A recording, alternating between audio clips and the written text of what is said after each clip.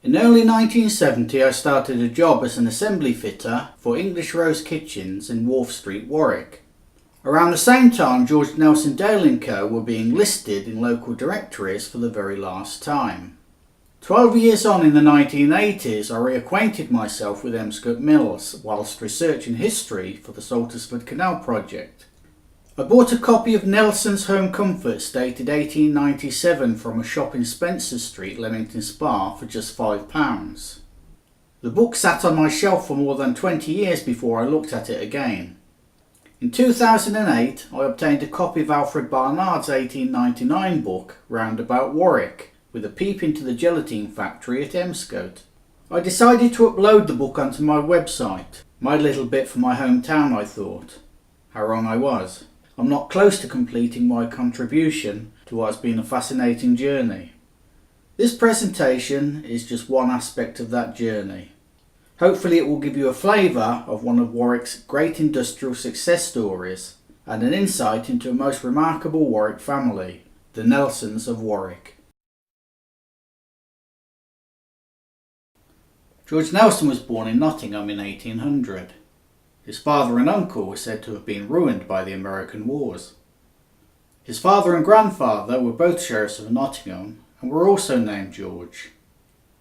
George, after studying chemistry, moved to Leamington Priors, where he partnered Godfrey and White at a chemist shop at 3 Union Parade, and was also in business with Herring at 33 Bath Street.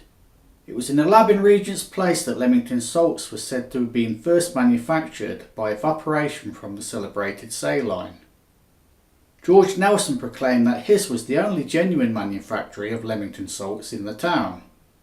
He later moved to Rock Mill Leamington and whilst there took out his first patent for the manufacture of gelatine in 1837, which was granted the following year. He set out to improve on the centuries-old practice for making jellies. His vision was to create a product that was colourless, odourless, as well as consistent in how it set, one that didn't leave an aftertaste associated with products of that time.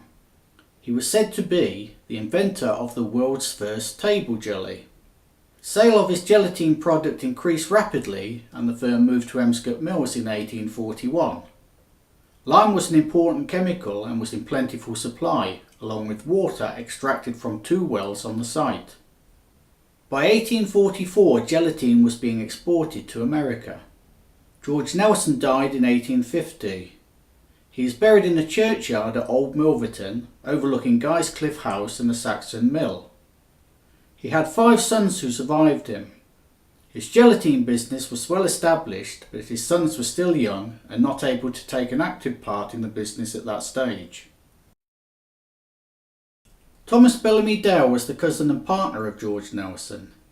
He managed the London business until the death of George in 1850, when he moved to Warwick to head the firm there. He, like George, studied as a chemist and was involved in the business from its beginnings. He also took an active part in local affairs and was elected Mayor of Warwick on 3 occasions.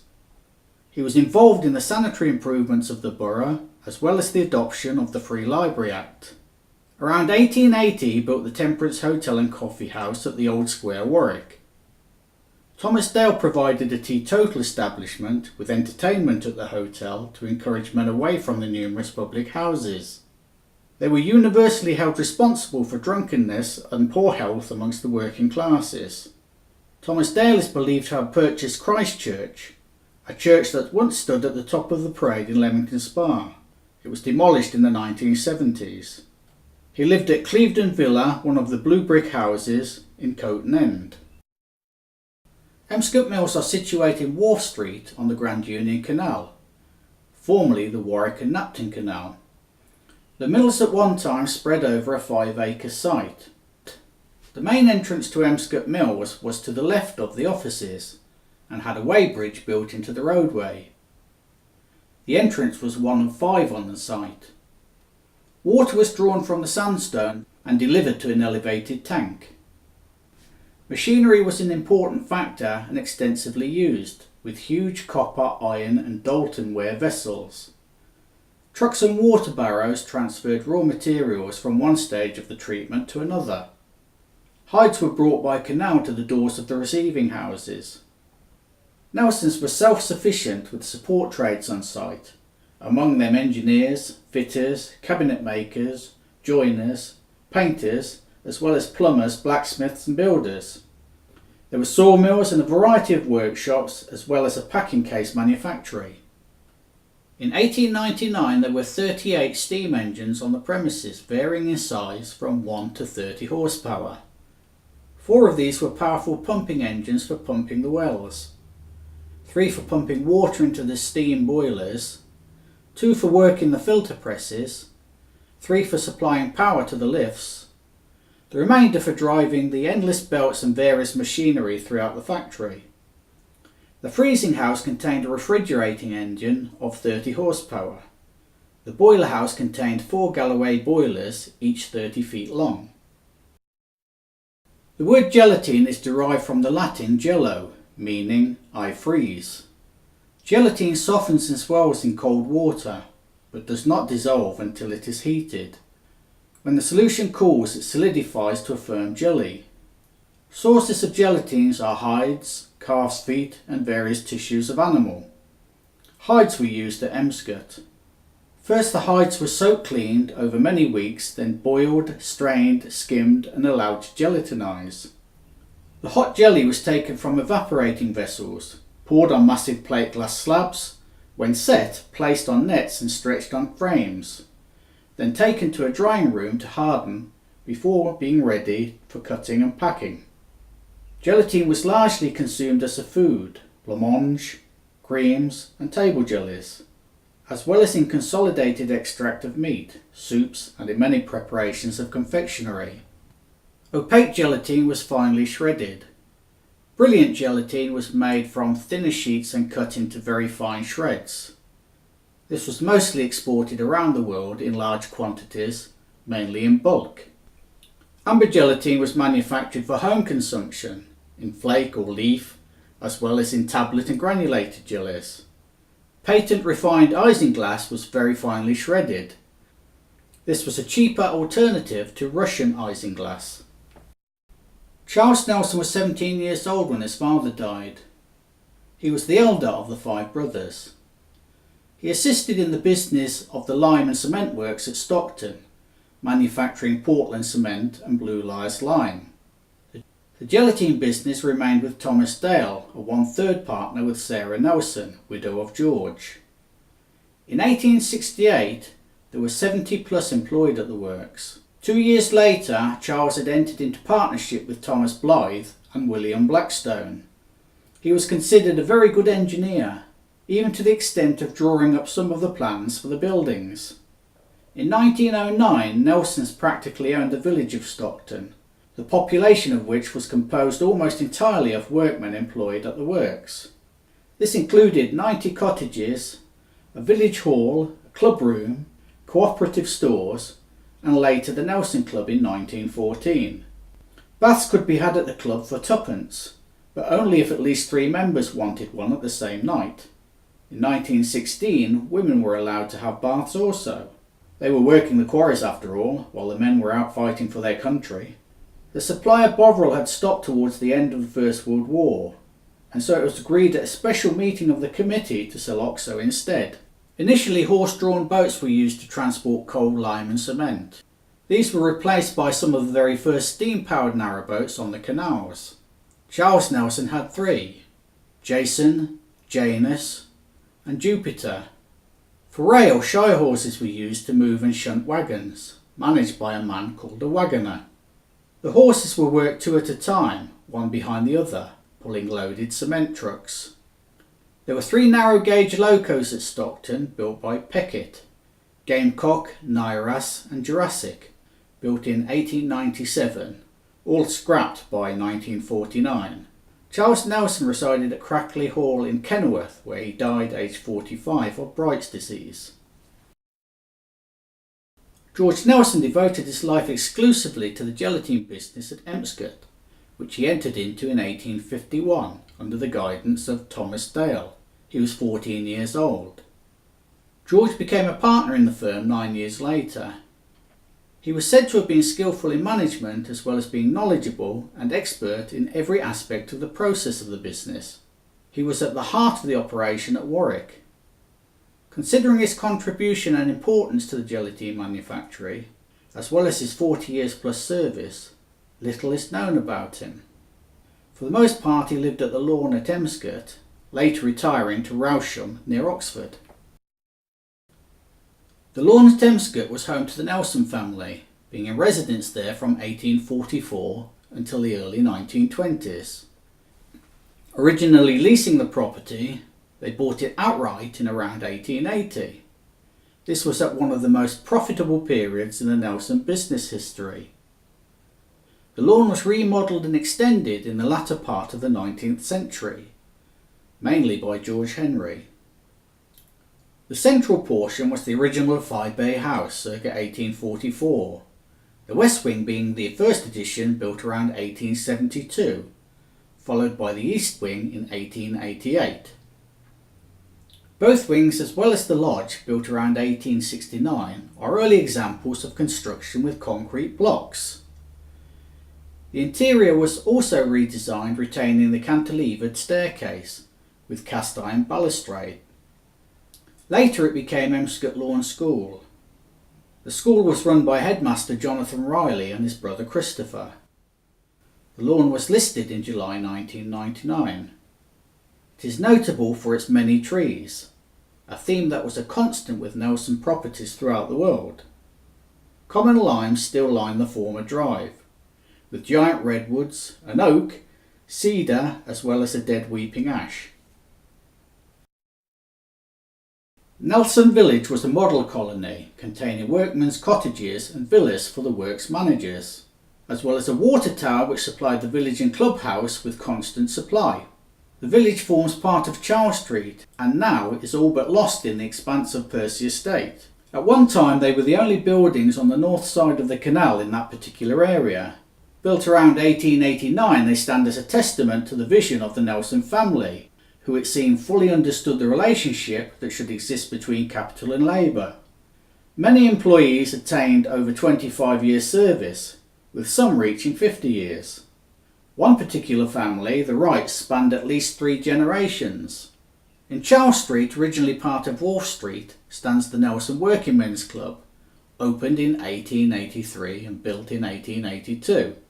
This was an enormous event for the town. The Warwick Advertiser and Leamington Courier newspapers devoted a full-page spread to the event. The accommodation provided at Nelson Club included a public bar, a smoking and games room, a library and a reading room. According to the rule book, if a member had been reading a newspaper for more than 10 minutes and another member requested it, the paper had to be immediately handed over. On the first floor of the building there were 3 spacious billiard rooms containing 4 tables by Burroughs and Watts. It had a theatre 90 feet in length, which was used as a dining hall during the day. The club had a fully equipped stage with scenery and a drop curtain painted by a London artist, as well as a piano by Collard and Collard. The club is still in use today. Nelson's involvement in photography was already established at the time of the visit of the British Journal of Photography to Emscote in 1880. Gelatine was previously known to photographers as one of the substances used to mount prints. It became of greater importance as one of the chief sensitive agents in the carbon or pigment printing process. It promised to replace collodion as the medium for forming the sensitive layer on glass used in cameras. In 1896, the Warwick Dry Plate Company was formed to discover the right types of gelatine to improve photographic processing. Austin Edwards came to Emscote Mills to help with that foundation. He later manufactured film at Emscote Mills on his own account. The knowledge gained by this enterprise played its part in the growth of the photographic industry, which had expanded rapidly with roll films, cinematographic X-rays and new colour film processes. In the 1950s, Nelson had research labs and an emulsion making plant where gelatine formulas were developed and tested for slow and fast film speed processing. Nelson's photographic gelatine was used by all of the world's chief photographic manufacturers. Nelsons advertised their products in many ways, one of the most popular being Nelson's Home Comforts, a hardback cookery book that was available for the cost of a stamp. Over 1 million were distributed between 1880 and 1910. George Nelson was quick to realise the importance of local landmarks and utilised Kenilworth Castle in his early advertising as a chemist back in 1830. That theme, along with scenes of Warwick Castle, Stratford upon Avon and the Lord Leicester Hospital, were adopted for many years to promote the sale of Nelson lozenges. Lozenges came in many forms, milk and chocolate and even mutton, none of which caught on. Licorice and fruit essence were very popular though. Nelson's fruitlets were sold in penny machines throughout the country. Nelsons promoted their products through cookery books, pamphlets and magazines. Broadsheets were used in the early days when based at Rock Mill Leamington. Manning, in Glimpses of Our Local Past, recalled having printed the very first circular by which gelatine was made known to mankind, as well as the first label that was gummed at the end of the first packet on the market. The works at Emscote kept one press at the printing office in Leamington working full-time from one year to the next. He went on to say that no signature was better known to humanity than that of George Nelson.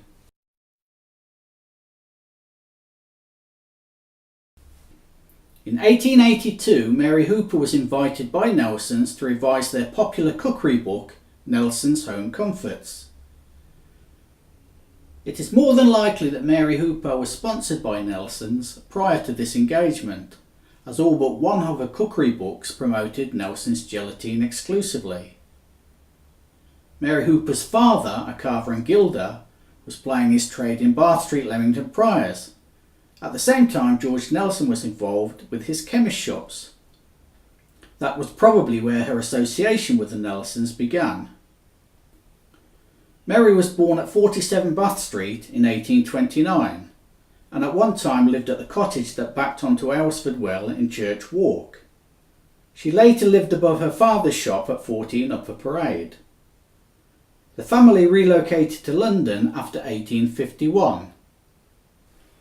Mary began her literary career as a sub-editor on the Household Words, a weekly mid-19th century magazine edited by Charles Dickens, produced in the 1850s.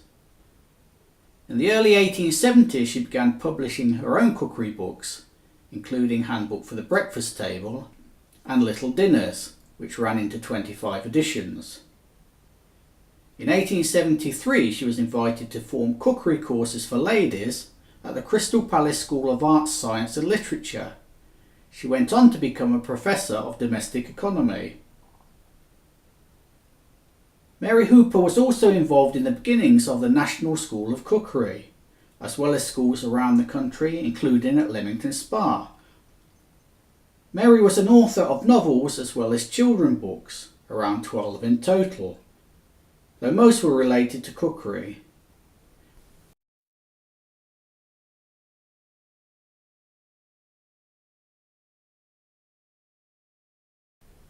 Edward Montague Nowison was involved in the commercial aspects of the business. He was based originally in London. His business acumen was undeniable. He was a deal maker and had many of his father's traits. He was chairman and managing director of the Australian Chilling and Freezing Company, the Colonial Consignment and Distributing Company, Nelson Brothers Limited and the Central Queensland Moat Export Company. Chairman of George Nelson Dale & Co. and a director of the Australian Estates and Mortgages Company.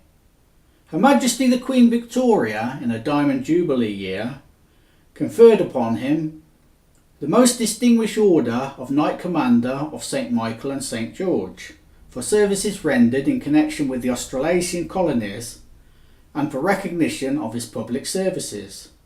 He had performed work of national importance in securing an enormous supply of cheap food for the people of this country. He was the Charter Mayor of Ealing, a Sheriff of Middlesex, as well as a Mayor of Warwick. Previously living at Hanger Hill House, Ealing, where he is celebrated there for his many achievements to that borough. When his home at 2 Jury Street was put on the market, he generously allowed its use for the Warwick pageant in 1905 and 1906. William Nelson grew up in Warwick, the youngest son of George and Sarah Nelson. He was just 7 years old when his father died. He was educated at Warwick College, which later became Warwick School. On leaving, he worked at the tannery, cement works and Emscote Mills. William's diary entry of 1860, where he was greasing, hanging up kips, stuffing and scouring horse hides, slicking off and bruising legs. 19th of March transferred to Stockton Cement. The whole of July read gearing, grinding lime day after day, grinding cement. William's introduction to work was far from being easy, but it proved to be a good grounding for what was to come. He was a practical and hands-on man, influenced by growing up with his older brother Charles, an engineer who he referred to as Dad. His diary gives a fascinating insight into his time at Warwick and New Zealand. In 1862, William and his brother Frederick left for New Zealand on the Devonshire. After spending 6 months tramping around the country and joining the militia, they settled and worked on a sheep run. The following year they purchased the property and set about breaking it in for themselves. Low wool prices and a plague of grasshoppers made it impossible for the brothers. In 1866, William returned to England where he got married, stayed for a brief period before returning to New Zealand with his bride.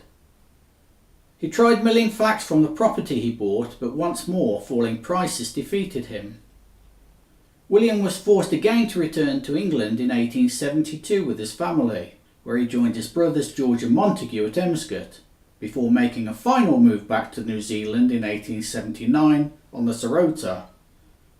During those years at Warwick, William learnt about meat preservation and industrial management, and sought solutions for the problems of combating low wool prices and disposing of surplus stock. After William's return to New Zealand, he established a tallowed and canned meat factory at Timona, Hawke's Bay, with his brother Frederick. It was designed for conversion to refrigeration, but William bided his time and let others experiment with the new process first, learning from his previous failures, no doubt. After a disastrous flood in 1897, he developed his own plans for straightening and totally diverting two main rivers. He was also responsible for the reclamation of land from Napier swamps. William Nelson is better known in New Zealand as the father of Hawke's Bay, and is commemorated with parks being named after him in both Napier and Hastings, where a bronze statue of himself and his dog stand. Nelson's played a significant part in the history of the frozen meat trade. Timona, where they set up their works, was named after the native Maori chief Inari Timona. William Nelson managed the New Zealand operation, where freezing works and a village for the workers were established on the same principles as in Warwick and Stockton. After the first cargo of frozen meat was successfully shipped to London in 1882, the Nelson brothers and William moved swiftly to establish a new industry in Hawke's Bay. In May 1883, the prospectus of Nelson Brothers Limited was issued by Edward Montague Nowison. Over the next decade, Nelson Brothers won the largest stake in New Zealand's frozen meat trade. For the first 2 years, the cargoes were almost entirely sold at Smithfield Market. In 1885, stores under Cannon Hill Station were opened by the brothers. Steam was supplied by 6 Babcock and Wilcox boilers, producing 800 horsepower. 2 Haslam cold air refrigerators, each capable of delivering 170,000 feet of cold air per hour, were used. And later, Nelson's expanded, opening more sites in New Zealand. The firm opened additional premises in Lambeth in 1892, which at the time was said to be the biggest and best equipped cold store warehouse in the world. Nelson's had their own wharf on the River Thames, with warehouses, cold stores and distribution station. The brothers purchased the Prince of Wales, a hulk ship, and fitted her out with refrigeration and used her at Plymouth as a distribution station for the west of England. It was eventually taken out to New Zealand in 1889 and utilised by William for temporary storage. In 1 year alone they handled in excess of 1 million carcasses and 50,000 quarters of beef. Sir Montague Nowison became the first president of the Frozen Meat Trade Association. Guy Nelson became the managing director in 1924, following his father Edward Wallace into the firm. He was involved up until his death in 1969. He was given the honorary freedom of the borough of Warwick in recognition for his 40 years eminent service. This honour was given to just 7 others, among them Field Marshal Montgomery and the Prime Minister Anthony Eden. He received an OBE for public services, was the Deputy Lieutenant of the County of Warwick, twice Mayor in 1936 and 1939, served on Warwickshire Police Authority and County Council, was appointed Justice of the Peace, and was the Warwick Racecourse Chairman from its formation. He became an alderman in 1942. Alderman Guy Nelson, OBE, DL, JP, had an active involvement in many charities. The main hall of Warwick School, the Guy Nelson Hall, was built following an appeal between 1969 and 1970. Alderman Guy Nelson, after whom the hall was named, was a long-serving chairman of governors from 1938 to 1963. As a young man he excelled in many sports, playing cricket for Leamington as well as Warwickshire. Arthur Batty was a works buyer with the company in the late 1940s. He approached Guy Nelson for some space to start up a gym. Guy Nelson obliged by finding an area in the export packing case manufactory, which he had kitted out with showers. Arthur set up a ring as well as an area devoted to weightlifting. His bespoke weights were whatever he could beg, borrow or steal from the factory. Soon after, the Turpin brothers started to train at the gym. Alderman Nelson's son, Edward Montague Nowison, Sam, was the 5th generation and the last to enter the firm in the early 1950s. In 1940, Sam with his parents and 2 sisters moved to a flat converted from the works laboratories on the upper floors of the main George Nelson and Dale office block on Wharf Street. It had 4 bedrooms, 2 bathrooms, a dining room, 2 sitting rooms, a billiard room with full-size table, kitchen, scullery, larder and servants' accommodation, as well as a half-acre walled garden. The factory therefore was his playground, so he knew the overall area in great detail.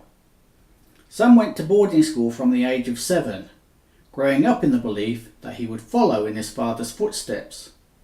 He left school in 1952.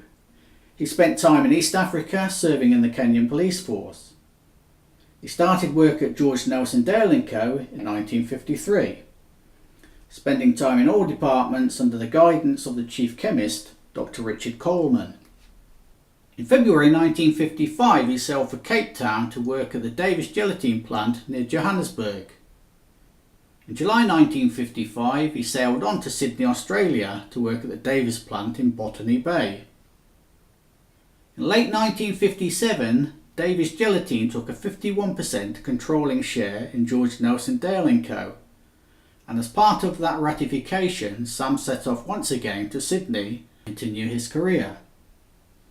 He returned to England in July 1968 when his father was ill.